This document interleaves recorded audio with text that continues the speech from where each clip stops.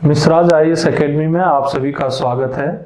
और central state relation में हम लोगों ने दो महत्वपूर्ण टॉपिक पर चर्चा की है। एक तो हमने बात की थी सेंट्रल स्टेट रिलेशन के अंतर्गत जो केंद्र और राज्यों के जो विधायी संबंध हैं यानी लेजिस्लेटिव रिलेशन। फिर हमने दूसरी टॉपिक में चर्चा की सेंट्रल स्टेट एडमिनिस्ट्रेटिव रिलेशन। और अब यहाँ पर महत्वपूर्ण टॉपिक पर हम लोग चर्चा करने जा रहे हैं जिसका नाम है सेंट्रल स्टेट फाइनेंशियल रिलेशन, यानी केंद्र और राज्यों के बीच वित्तीय संबंधों के ऊपर हम लोग इस टॉपिक के अंतर्गत विस्तृत चर्चा करेंगे। इसको हमने दो हिस्सों में बांटा है। एक हिस्से में हम ये देखेंगे कि केंद्र और राज्यों के बीच जो वित्तीय संबंध हैं उनमें करों को यानी टैक्सेस को कलेक्ट करना और उनको बांटने के संबंध में क्या रोल है, यानी क्या उनके बीच संबंध है। और दूसरे हिस्से में हम ये चर्चा करेंगे कि जो नॉन टैक्स रेवेन्यू है, यानी कि जो टैक्स रेवेन्यू नहीं है यानी नॉन टैक्स रेवेन्यू है, जो नॉन टैक्स रेवेन्यू है यानी गैर कर राजस्व है, और जो ग्रांट्स जो राज्यों को दिए जाते हैं, और साथ ही साथ जो जीएसटी से रिलेटेड जो चीजें होती हैं, या फाइनेंस कमीशन जो केंद्र और राज्यों के बीच संबंधों को बनाए रखने के लिए काम करते हैं, और साथ ही साथ जो कर्ज लेने का अधिकार केंद्र और राज्यों को प्राप्त है, उसके ऊपर हम चर्चा करेंगे दूसरे हिस्से में यानी टॉपिक 2 के अंतर्गत। तो फाइनेंशियल रिलेशन चूंकि एक बड़ा टॉपिक है और इसके ऊपर निरंतर विवाद होते ही रहते हैं, इसीलिए हमने इसे दो भागों में बांटा है। तो आप लोगों से ये रिक्वेस्ट है कि ये दोनों हिस्सों को पूरा देखिएगा, और साथ ही साथ ऐसे ही वीडियोस और ऐसे ही टॉपिक, महत्वपूर्ण टॉपिक जो आपको परीक्षा में उपयोगी हो सके, इस सीरीज पर लगातार आपको जानकारी मिलते रहे, इसीलिए चैनल को सब्सक्राइब भी जरूर करिएगा। मैं यहाँ पर आपसे सीधे बात करूंगा जो आर्टिकल 268 से 293 के तक जो फाइनेंशियल रिलेशन की चर्चा की गई है, और ये भारतीय संविधान के भाग 12 में उल्लेखित है।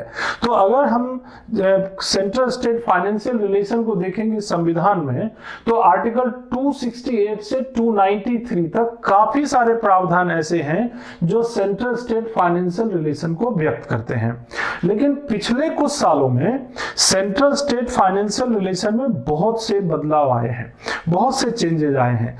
एक बड़ा बदलाव तो सीधे सीधे आया है जो 101वां संविधान संशोधन आया, 101st कॉन्स्टिट्यूशनल अमेंडमेंट, जिसके द्वारा भारत में बहुत सारे जो कर जो केंद्र के थे और बहुत सारे कर जो राज्यों के थे, यानी ऐसे कर जो राज्यों द्वारा वसूले जाते थे और ऐसे कर जो केंद्र सरकार द्वारा वसूले जाते थे, उस संबंध में एक बड़ा बदलाव आया।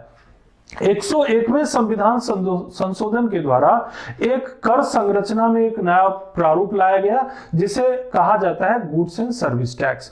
तो गुड्स एंड सर्विस टैक्स को लेकर एक बड़ा चेंज आ गया भारत की कर संरचना में, और उसी संरचना के साथ साथ जो केंद्र और राज्यों के बीच वित्तीय संबंध है उसमें भी परिवर्तन हुआ। क्योंकि पहले से ही केंद्र और राज्यों के बीच वित्तीय मामलों को लेकर के दिक्कत आती रहती थी, समस्याएं आती रहती थी।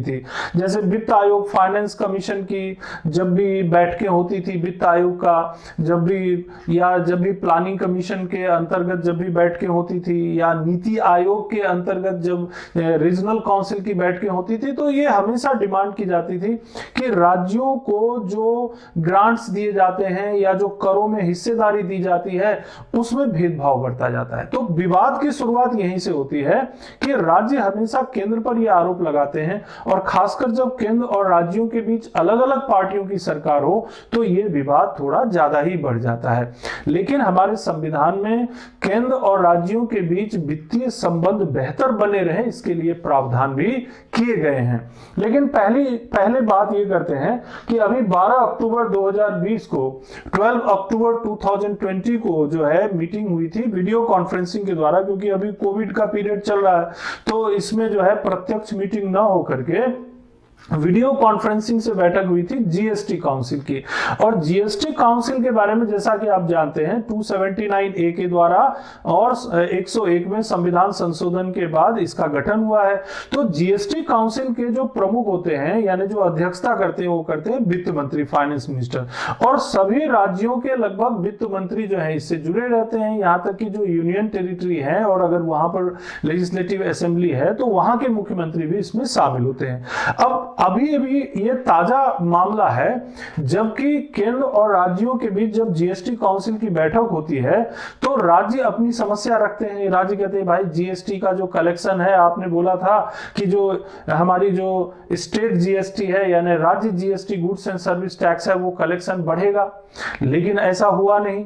कोविड के कारण हमारा जो कलेक्शन है वो बहुत घट गया। तो केंद्र से ये अपील की जाती कि भाई आप हमारी मदद करो। अब केंद्र सरकार के पास समस्या है कि उनको जितना कलेक्शन की उम्मीद थी उतनी कलेक्शन उनके पास नहीं आ पाता है।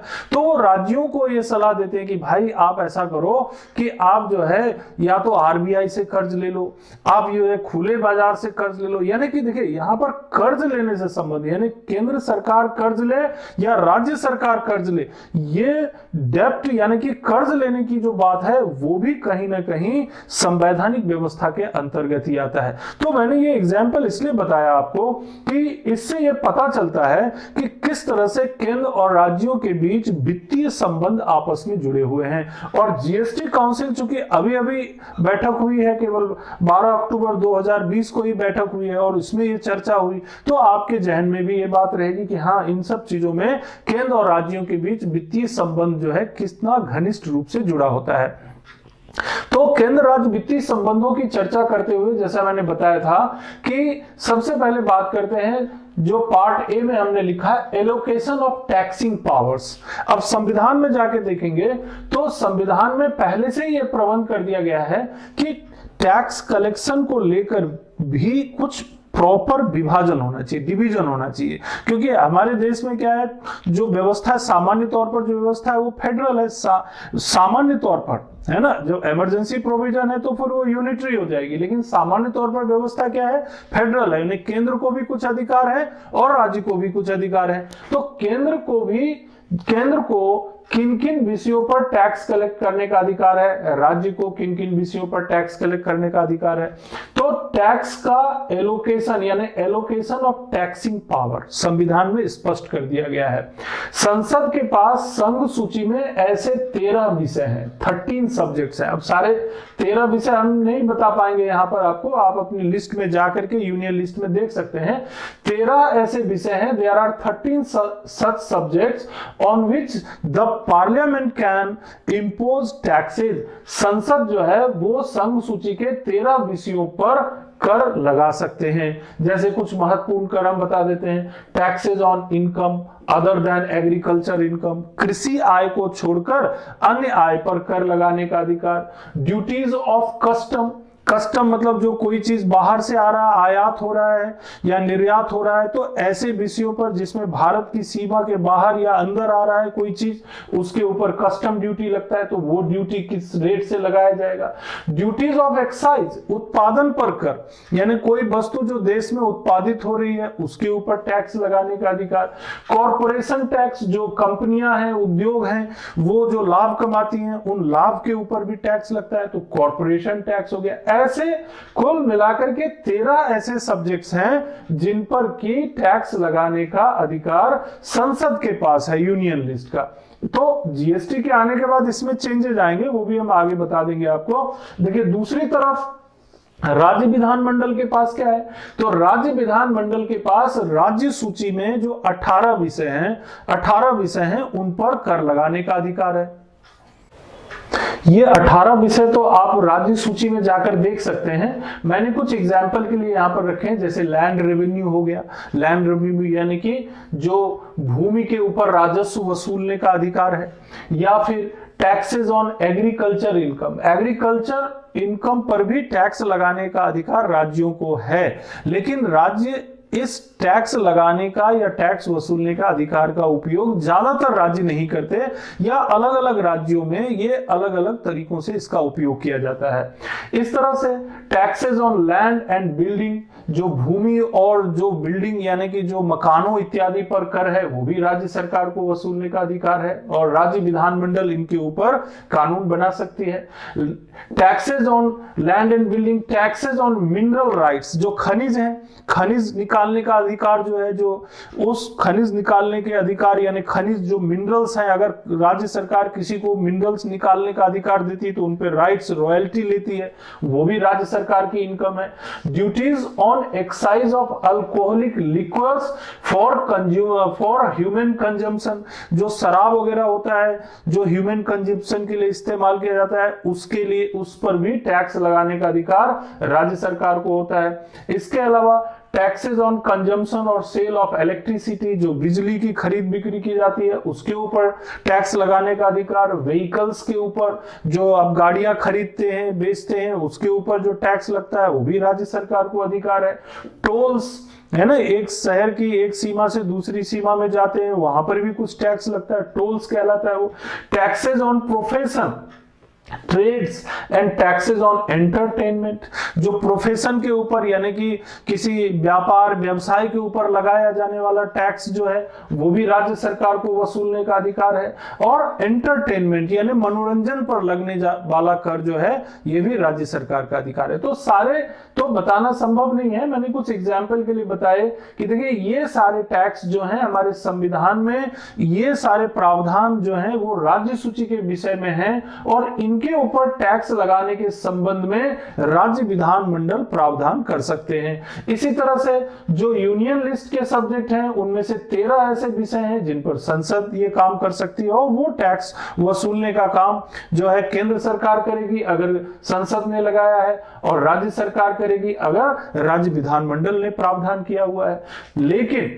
लेकिन इन सब के बावजूद भी देखिए कुछ एक्सेप्शन है। अभी जैसे 101वां संविधान संशोधन आया है तो इसमें कुछ ऐसे प्रावधान हैं जो कि कुछ चेंजेस, जैसे 101वां कॉन्स्टिट्यूशनल अमेंडमेंट से संसद और राज्य विधायिकाओं गुड्स एंड सर्विस टैक्स के लिए समवर्ती अधिकार दिए गए हैं, जबकि ओरिजिनली समवर्ती अधिकार no subject of taxation in concurrent list, जबकि हकीकत यह है कि जो मूल संविधान था उसमें कंकरेंट लिस्ट में कोई भी विषय नहीं था। लेकिन अभी जब 101वां संविधान आया है तो ऐसे विषय भी निकल के आ सकते हैं जिसमें जरूरत पड़ने पर केंद्र भी टैक्स लगाने का प्रावधान कर सकती है यानी कि संसद कर सकती है, और जरूरत पड़ने पर राज्य विधानमंडल भी कर सकती है और राज्य सरकार को वसूलने का अधिकार दे सकती है। ये जीएसटी एक्ट के आने के बाद, यानी कि ये जीएसटी एक्ट 2016 अप्लाइड यानी कि इंप्लीमेंटेड ऑन 1 जुलाई 2017, 1 जुलाई 2017 से ये एक्ट शुरू हो गया था, जीएसटी एक्ट यानी लागू हो गया था। तो उसके बाद ये चेंजेस जो है आ सकते हैं। लेकिन अब यहां पर देखिए फिर एक कॉम्प्लिकेशन आता है। कुछ ऐसी चीजें होती हैं, कुछ ऐसे टैक्सेस होते हैं जिन पर राज्य सरकार को नियंत्रित यानी कि उनको निगरानी किया गया है, नियंत्रित किया गया है। कर निर्धारण की अवशिष्ट शक्ति जो है संसद में निहित है यानी कि पार्लियामेंट के पास है अवशिष्ट शक्ति। मान लीजिए कोई ऐसा सब्जेक्ट है जो ना तो सेंटर यूनियन लिस्ट में है ना स्टेट लिस्ट में है, तो उसके ऊपर अगर टैक्स लगाने की जरूरत पड़ी तो कौन लगाएगा, तो पार्लियामेंट के पास चला जाएगा। तो पार्लियामेंट को जो है जो अवशिष्ट शक्ति होती है यानी जो रेसिड्यू पावर होता है टैक्सेशन का, वो पार्लियामेंट के पास चला जाता है। लेकिन राज्य के कर निर्धारण की शक्ति पर कुछ पाबंदी भी है, मतलब राज्य ऐसा नहीं कि टैक्स लगाने का पावर उनको दिया गया है लेकिन साथ में कुछ उनको रेस्ट्रिक्शन भी है। जैसे देखिए, जैसे विधानमंडल जो है व्यवसाय व्यापार और रोजगार पर कर लगा सकता है, लेकिन एक व्यक्ति पर यह 2500 रुपए प्रतिवर्ष से अधिक नहीं होना चाहिए। प्रोफेशनल टैक्स बोलते हैं, जो जैसे मध्य प्रदेश में जो लोग नौकरी कर रहे हैं तो बहुत सारे लोग जिनकी एक सर्टेन अमाउंट से ज्यादा आय है उन सबको प्रोफेशनल टैक्स देना पड़ता है।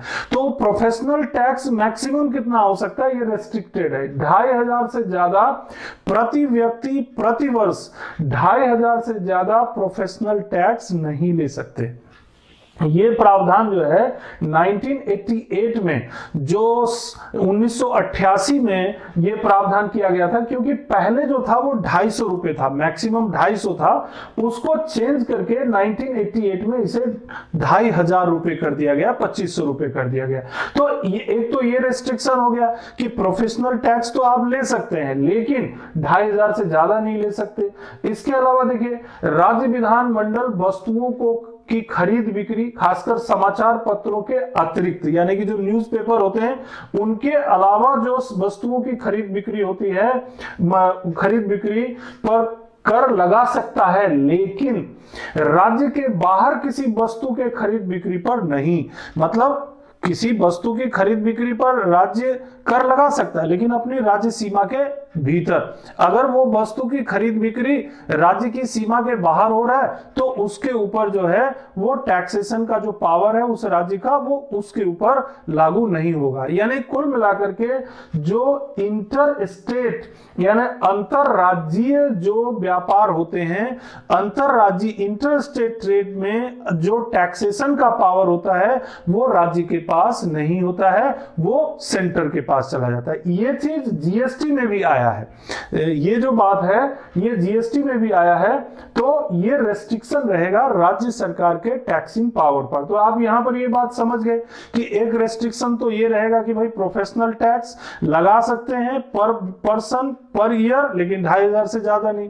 दूसरा, जो इंटर स्टेट ट्रेड होता है, इंटर स्टेट ट्रेड में टैक्स लगाने का अधिकार राज्य को नहीं होगा, वो जो है केंद्र के पास होगा, यानी कि संसद के पास होगा। इसके अलावा आयात निर्यात की खरीद बिक्री पर भी, जो इंपोर्ट एक्सपोर्ट होता है उसमें जो खरीद बिक्री होती है उस पर भी राज्य सरकार को कर लगाने का अधिकार नहीं है। तो कुल मिलाकर के import export and inter state trade, इन पर जो टैक्स लगाने से संबंधित जो राइट्स हैं, इनको लेकर के कुछ रेस्ट्रिक्शन राज्य के ऊपर लागू रहेंगे। तो ये चीज अपने को यहां पर ध्यान रखना पड़ता है। जीएसटी में क्या चेंजेस हुए उसके ऊपर भी हम आपसे चर्चा करेंगे, लेकिन पहले देख लेते हैं यहां पर कि ये तो टैक्स के बंटवारे की बात हो गई। तो टैक्स के बंटवारे की बात हो गई, अब इसको देखते हैं कि डिस्ट्रीब्यूशन कैसे होगा, डिस्ट्रीब्यूशन ऑफ रेवेन्यू। अभी यहां आप समझ गए कि टैक्स, कुछ टैक्स ऐसे हैं जो पार्लियामेंट से रिलेटेड है और केंद्र सरकार, और कुछ टैक्स ऐसे हैं जो राज्य विधानमंडल से संबंधित है और राज्य सरकार उस पर टैक्स वगैरह कलेक्ट कर सकती है। अब उनका बांटने का प्रोसेस क्या होगा, डिस्ट्रीब्यूशन ऑफ टैक्स रेवेन्यू। तो देखिए, जैसे ही 101वां संविधान संशोधन आता है तो बहुत सारे ऐसे जो टैक्सेस थे वो जीएसटी यानी गुड्स एंड सर्विस टैक्स में मर्ज हो गए। तो यहां एक बड़ा बदलाव आ जाता है कि भाई पहले जो है केंद्र सरकार जो है सेंट्रल एक्साइज ड्यूटी वसूलती थी, एडिशनल एक्साइज ड्यूटी वसूलती थी, सर्विस टैक्स वसूलती थी, एडिशनल कस्टम ड्यूटी वसूलती थी। अब ये सारे टैक्सेस क्या हो गए, जीएसटी में मर्ज हो गए। अब ये अलग से टैक्स नहीं है, किस में चले गए, जीएसटी में चले गए।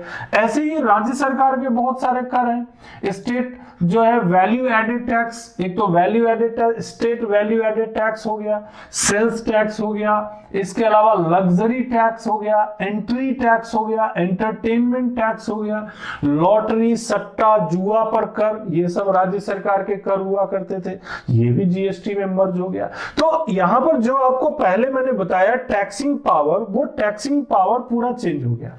अब टैक्सिंग पावर चेंज हो गया मतलब यहां पर जीएसटी में चला गया वो बहुत सारे टैक्सेस जो केंद्र सरकार यानी संसद अलग से लगाती थी, संघ सूची में शामिल थे, राज्य सूची में जो शामिल थे उस पे राज्य का विधानमंडल लगाती थी। अब यहां पर बहुत सारी चीजें कहां चली गई, जीएसटी में चली गई। तो जीएसटी के माध्यम से एक बड़ा बदलाव आ गया।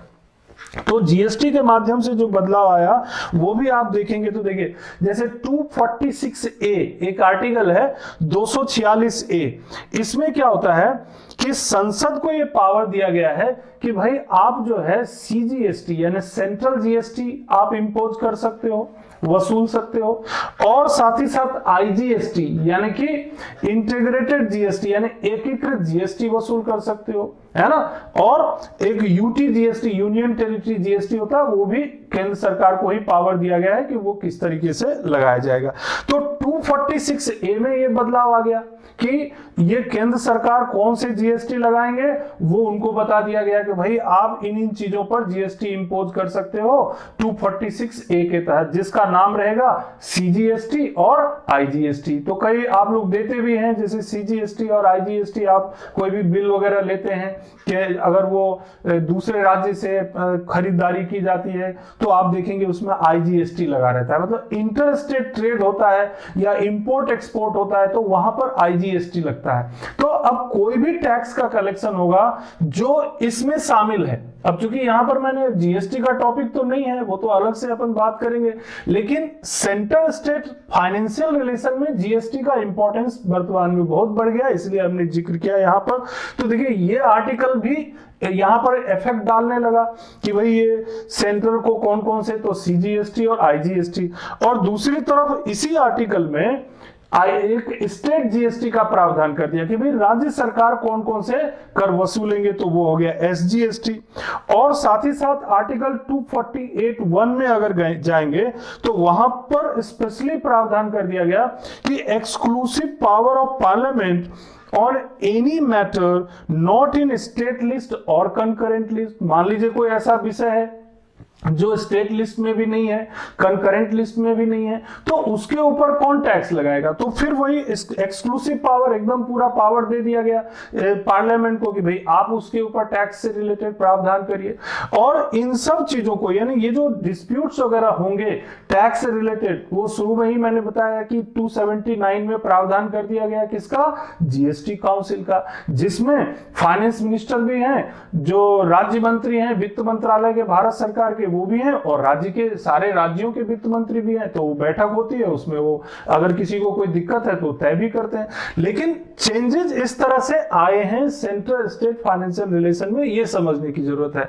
तो यहां आपने क्या देखा कि 101वां संविधान संशोधन के बाद ये जो चेंजेस आए हैं ये महत्वपूर्ण है, और बहुत सारे टैक्सेस जो पहले अलग तरीके से विभाजित और वसूले जाते थे, अब उनको जो है लगाने और वसूलने का तरीका बदल गया है जीएसटी के माध्यम से। यहां पर कुछ और भी चीजें हैं जो वर्तमान में जो वितरण की स्थिति है और केंद्र और राज्यों के बीच वर्तमान स्थिति, जैसे देखिए केंद्र द्वारा उद्ग्रहित, राज्यों द्वारा संग्रहित व विनियोजित, यानी उद्ग्रहित मतलब लेवीड, यानी केंद्र लगाएगा। कुछ ऐसे चीजें होती हैं जिसको तय कर देता है केंद्र सरकार की भाई इस चीज पे इतना टैक्स लगेगा, इतनी टैक्स वसूल करना चाहिए, लेकिन कौन वसूलेगा? कलेक्टेड बाय स्टेट एंड विनियोजित, यानी अप्रोप्रिएटेड बाय द स्टेट, मतलब राज्य ही उसका इस्तेमाल करेगी, यानी कि कलेक्टेड एंड अप्रोप्रिएटेड यानी विनियोजित बाय द स्टेट। आर्टिकल 268 जब आप पढ़ेंगे तो यहां पर आपको ये चीज देखने को मिल जाएगा। कौन कौन से, ऐसे मैंने एक दो एग्जाम्पल के लिए आपको बताए, जैसे बिल्स ऑफ एक्सचेंज है ना, stamp duty on bills of exchange.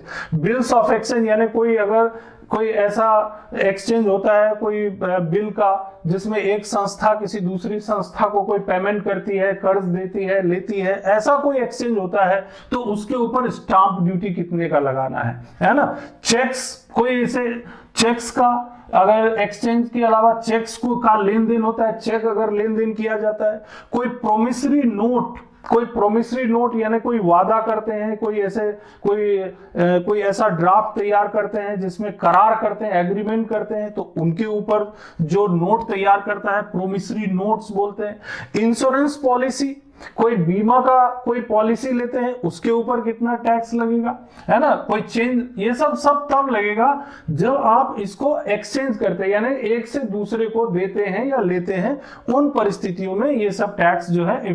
Transfer of shares, अगर शेयर का लेन देन करते हैं, शेयर के लेन देन के समय, चेक्स के लेन देन के समय, प्रोमिसरी नोट बनाते समय, इंश्योरेंस पॉलिसी के लेन देन के समय, इस तरह के स्टाम्प ड्यूटी पर जो टैक्स लिया जाता है उसके लिए आर्टिकल 268 में प्रावधान है।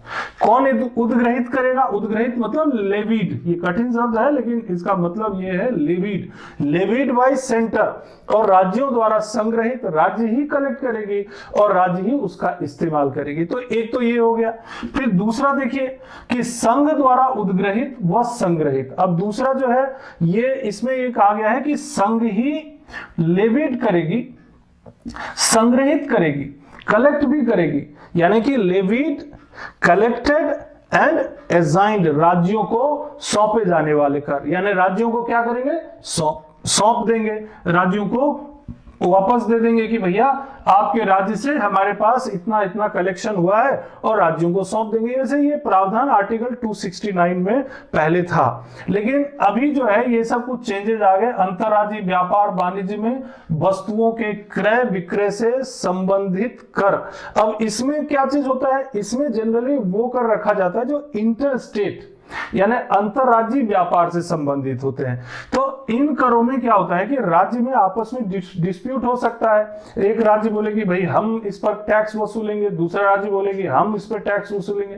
तो जो इंटर स्टेट अंतरराज्यीय व्यापार और वाणिज्य में जो वस्तुओं का क्रय विक्रय होता है, इंटर स्टेट यानी एक राज्य का सामान है दूसरे राज्य गया, दूसरे राज्य का सामान है किसी और राज्य गया, उन पर केंद्र पहले ही बता देता है, यानी संघ यानी यूनियन, कि भाई आप लोग डिस्प्यूट मत करिए, हम ही टैक्स को वसूलेंगे, हम ही लगाएंगे, हम बता देंगे कितना टैक्स कलेक्ट करना है, हम ही कलेक्ट कर लेंगे, हम ही ले लेंगे उनसे और आपको सौंप देंगे, जिसका जितना होगा, जितना जिसके राज्य में जितना ट्रांजैक्शन होगा हम दे देंगे, आप क्यों चिंता करते हो, आर्टिकल 269 में। तो इंटर स्टेट व्यापार और वाणिज्य से संबंधित करों का इस तरह से प्रावधान किया जाता है। अब इसी में बाद में क्या हो गया, जब जीएसटी आ गया तो एक इसमें आर्टिकल जोड़ दिया गया, कौन सा, आर्टिकल 269A, इसी में जोड़ दिया गया 269 है। तो वो उसमें क्या हो गया, अब आसानी से आप याद रख सकते हैं, 269 जो पुराना हमारा सिस्टम था वो क्या था, इंटर स्टेट कॉमर्स, राज्य ही उस पर यूनियन जो है लेवीट कर सकती थी, कलेक्ट कर सकती थी, राज्यों को सौंप सकती थी। अब जीएसटी आ गया तो उसमें एक नया टैक्स आ गया, आईजीएसटी। क्या आ गया, आईजीएसटी, इंटीग्रेटेड जीएसटी। अब ये इंटीग्रेटेड जीएसटी जो है वो 269 में अलग से बता दिया गया भाई, कि अगर कोई भी इंटर स्टेट कॉमर्स के माध्यम से यानी वस्तुओं का लेन देन होता है तो केंद्र सरकार लगाएगी उसके ऊपर टैक्स, केंद्र सरकार ही वसूलेगी, और फिर केंद्र और जो राज्य हैं उनका जो हिस्सा होगा राज्य को दे देंगे, जो के दूसरे राज्य का हिस्सा होगा दूसरे राज्य को दे देंगे। तो ये इंटर स्टेट कॉमर्स का जो प्रावधान है ये आपका चला गया आईजीएसटी में। तो ये आपका क्लियर हो गया कि किस तरीके से टैक्स बटेगा। अब हम लोग यहां देखें कि जो कुछ कर ऐसे होते हैं जो संघ द्वारा उद्ग्रहित होते हैं और संग्रहित होते हैं, यानी कि levied and collected by the union, levied and collected by the union and distributed among the central and state, यानी केंद्र और राज्यों के बीच बांट दिए जाते हैं।